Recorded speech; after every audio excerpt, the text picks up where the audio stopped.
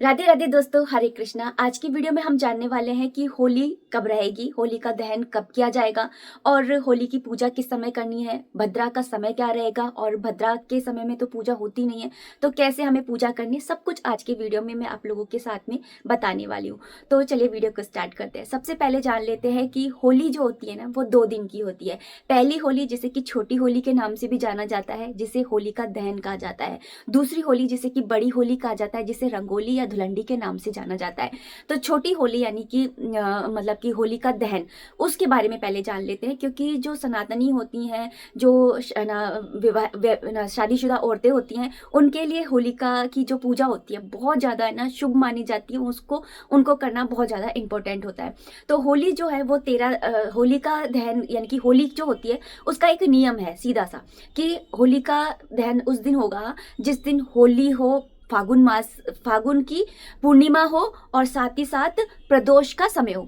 हम देखते हैं कि हर त्योहार जो होता है वो सूर्य के उदय होने की साथ में स्टार्ट होता है, सूर्य उदय होने की तिथि के अकॉर्डिंग मनाया जाता है। लेकिन जो होलिका दहन होती है उसमें यह देखा जाता है कि प्रदोष काल यानी कि साय का समय होना चाहिए, यानी कि शाम का समय होना चाहिए। तो ऐसी सिचुएशन में क्योंकि होली जो है वो 13 तारीख को दोपहर के सुबह के 10:35 से स्टार्ट हो रही है और 14 तारीख को और 12 बजे के अराउंड जो है उसका विश्राम हो रहा है। तो ऐसी सिचुएशन में शाम की होली क्योंकि प्रदोष काल में मनाई जाती है, तो ऐसी होली 13 मार्च को हो रही है। तो इसलिए जो होली का दहन है वो 13 मार्च को किया जाएगा। छोटी होली जो है वो 13 मार्च की रहेगी और बड़ी होली जिसे कि धुलंडी के नाम से जानते हैं वो 14 मार्च की रहेगी। अब जानते हैं कि क्योंकि होली का दहन यानी जब होली स्टार्ट होगी यानी कि 10:35 पर स्टार्ट होगी तो उसी के साथ में भद्रा भी स्टार्ट हो जाएगी। और कहा जाता है कि भद्रा के समय में भद्रा रहित होली ही मनानी चाहिए, भद्रा काल के अंदर होली नहीं मनानी चाहिए। और क्योंकि ये जो भद्रा है वो सिंह की भद्रा है, पृथ्वी लोक की भद्रा है, और ये ऐसी भद्रा जो होती है वो सर्व विनाशकारी भद्रा कहलाती है। तो ऐसी भद्रा में कभी भी हमें पूजा नहीं करनी चाहिए। हम करने जाएंगे अच्छा हो जाएगा बुरा। तो इसलिए ऐसी सिचुएशन में हमें मुहूर्त देख करके, चाहे आप कोई मुहूर्त देखो या ना देखो, भद्रा का समय आपको हमेशा देखना चाहिए। तो भद्रा रहेगी इसलिए आपको सुबह यानी कि 10:35 पे ही भद्रा स्टार्ट हो जाएगी होली के साथ में। तो उस समय आपको पूजा नहीं करनी है। और ये भद्रा का समापन जो है वो रात के 11:29 पर होगा। तो ऐसी सिचुएशन मतलब कि 13 तारीख को सुबह के 10:35 पर ना भद्रा स्टार्ट होगी और रात के 11:29 तक भद्रा रहेगी। तो ऐसी सिचुएशन में हम पूजा कब करें और इसका दहन कब होगा? तो दहन तो देखिए पूरा जब भद्रा हट जाएगी तभी होगा, यानी कि 10:29 पे भद्रा हटेगी तो 11:30 है ना जो होली का दहन है वो होगा। लेकिन जो भद्रा की होली का दहन है उसकी पूजा मतलब होलिका की जो पूजा होती है, जो हम सुहागने करके आती है, तो वो पूजा किस समय की जाएगी? जो भद्रा का जो मुख होता है, मुख के समय में हमें ना कभी भी पूजा नहीं करनी चाहिए। लेकिन जो भद्रा का पूछ होती है उसके अंदर हम पूजा कर सकते हैं। इसलिए पूजा जो है वो शाम के 6:30 बजे से लेकर के और 8 बजे तक के बीच में आप पूजा कर सकते हैं। ये समय जो है बिल्कुल शुभ है पूजा करने के लिए। ध्यान रखिए 13 मार्च को शाम के 6:30 बजे से लेकर के और 8 बजे के बीच में आपको पूजा कर लेनी है। और इस दिन आपको व्रत करना होता है। जब तक आप पूजा नहीं कर लेते तब तक आपका व्रत रहता है, यानी कि आप 6 बजे जब पूजा कर लेंगे उसके बाद में ही आपको कुछ खाना वाना होगा। कई लोग होते हैं जो दहन के बाद में खाते हैं, तो आप अपना रिचुअल देख लीजिएगा कि आपके घर में किस तरह से किया जाता है। बस इतना सा है कि जो होली की पूजा है हम सुहागनें करती हैं वो 13 मार्च को शाम के 6:30 बजे से 8 बजे के बीच में करनी है। और होली का दहन जो है वो 11:30 किया जाएगा। मैंने डिटेल में आपको समझा दिया है। और जो होली है मतलब धुलंडी है, खेलने वाली होली है, वो 14 मार्च की रहेगी। और जो लोग ये भी सुन लीजिए कि जो लोग सत्यनारायण भगवान की कथा सुनते हैं या पूर्णिमा का व्रत करते हैं या दान आदि करते हैं, उन लोगों को जो है पूर्णिमा जो है वो 14 मार्च की ही बनानी होगी, क्योंकि सूर्य के मुख से जो पूर्णिमा है वो 14 मार्च की रहेगी। तो क्लियर हो गया आप लोगों को? तो ये आई रियली होप कि आपको समझ में आ गया होगा। और इसके बाद में हम जानते हैं कि जो होली है उसकी हमें पूजा कैसे करनी है।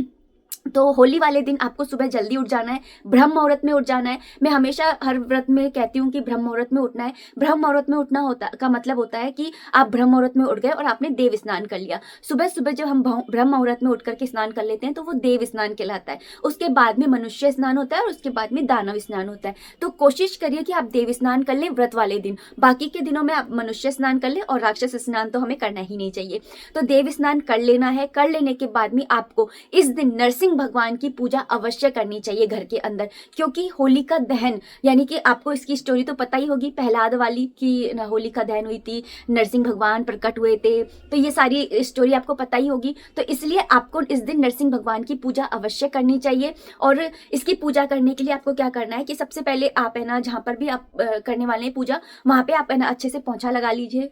एक वो ले लीजिए गंगा जल से मिश्रित जो जल होता है वो ले लीजिए, उससे पुष्प से वहाँ पर छींटे लगा दीजिए। वहाँ पे पट्टा रखिए, पट्टे पे कपड़ा बिछाइए, पीला कपड़ा लाल कपड़ा बिछा सकते हैं। उसके ऊपर थोड़े से अक्षत और है ना पुष्प रखिए, और नरसिंह भगवान की तस्वीर उसके ऊपर विराजित कर दीजिए। अगर नहीं है तो आप फोन की में ना नरसिंह भगवान की तस्वीर निकाल करके उनको स्थापित कर दीजिए। उसके बाद में आपको है ना सबसे पहले उनको है ना आचमन देना है, मतलब कि उनको मतलब पुष्प से 3 बार आचमन दे देना है। उसके बाद में आपको स्नान के रूप में 1 बार जल छिड़कना है। उसके बाद में उन्हें पहुँच करके और फिर उसके बाद में उन्हें वस्त्र अर्पित करने, वस्त्र के रूप में आप है ना मोली होती है उसे आप है ना अर्पित कर सकते हैं। उसके बाद में आपको है ना जो हल्दी होती है उससे आपको इनकी पूजा करनी चाहिए। तो हल्दी है, अक्षत है, ये चढ़ाना चाहिए। और इसके बाद में आपको नैवेद्य चढ़ानी चाहिए। नैवेद्य के रूप में आप है ना जो सूखे मेवे होते हैं वो चढ़ा सकते हैं, मिश्री चढ़ा सकते हैं, कोई मिठाई चढ़ा सकते हैं, फल चढ़ाइए, पुष्प अर्पित करिए, माला पहनाइए।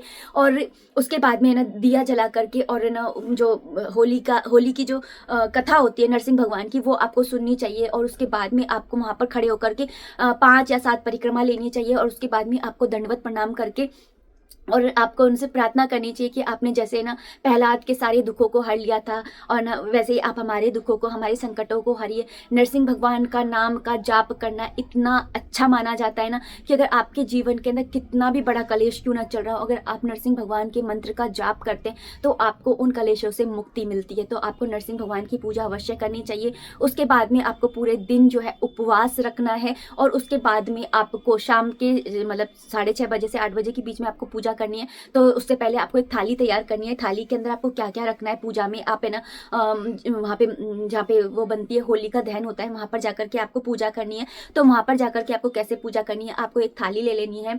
थाली के अंदर आपको है ना हल्दी रखनी है, चावल रखने हैं, गुड़ रखना है, भीगी हुई चने की दाल रखनी है, और कच्चा सूत होता है ना आपको वो जरूर रखना है। फूलों की माला रखनी है, और बड़कुल्ले या गुलरी होती है ना उनकी माला आपको अवश्य रखनी होती है, वो रखनी है। और एक ना गंगा जल मिश्रित जल का लोटा रखना है। तो ये सारी चीज़ें रख करके और थोड़ा सा कलावा भी रखना है। ये सारी चीज़ें रख करके और आपको है ना वहाँ पे जहाँ पे होली का दहन होता है वहाँ पर जाकर के उनकी पूजा करनी है। और इतना ध्यान रखिए कि जब आप है ना बड़कुल्लों को मतलब गुलरी होती है ना उनको जब आप थाली के अंदर रखें तो उससे पहले उसके ऊपर गंगा जल के छींटे लगा दीजिए, हल्दी से उसका पूजन करके और फिर थाली में रखिएगा। फिर उसके बाद में आपको वहां जा करके अच्छे से तैयार होकर के 16 श्रृंगार करके और फिर उसके बाद में आपको है ना होलिका माता की जो पूजा होती है वो करनी चाहिए।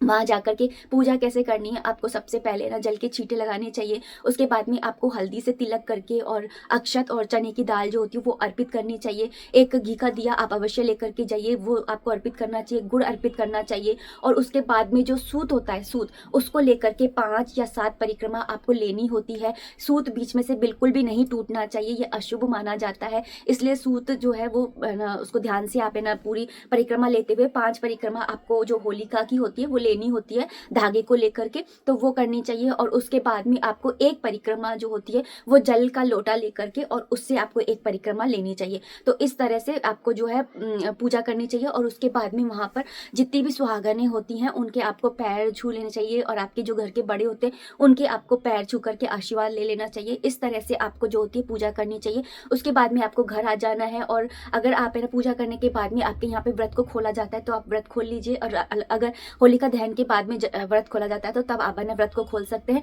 इसके बाद में ना जब होलिका दहन होता है उस समय पर आपको घर के बाहर निकल कर के जहाँ पर होली का दहन हो रहा होता है वहाँ पर खड़े होकर के एक जल के लोटे में एक लोटे में है ना गंगा जल मिश्रित जल लेकर के और आपको है ना अपनी जो होली जल रही होती है उसको अर्पित करना होता है, दिया जल दिखाना होता है। और उसके बाद में है ना कई मतलब पहले के समय में तो गीत भी गाए जाते थे। अगर आपको गीत नहीं आते हैं तो कोई बात नहीं है, आप है ना बस है ना जल अर्पित कर दीजिए रोली मोली से है ना, रोली और अक्षत से है ना उनको दूर से ही, मतलब जल रही है दूर जलती है तो अक्षत है और रोली है और जल चढ़ा करके उनको है ना उनकी आरती उतारिए। तो इस तरह से आपको जो है होली की पूजा करनी चाहिए। आई रियली होप कि आपको बिल्कुल समझ में आ गया होगा कि होली कब रहेगी, होली का दहन कब किया जाएगा, भद्रा का समय क्या रहेगा, होली की पूजा कैसे करनी है। ये सारी चीज़ें आपको आज की वीडियो में समझ में आ गई होगी। लेकिन फिर भी अगर आपके मन में कोई भी प्रश्न रहता है, कोई भी क्योरी रहती है तो आप मुझे कॉमेंट बॉक्स के थ्रू पूछ सकते हैं। मिलते हैं नेक्स्ट वीडियो में, तब तक आप अपना खूब सारा ध्यान रखिए, खुश रहिए, कीप एंजॉयिंग। जय माता दी, राधे राधे, हरे कृष्णा, हैप्पी होली।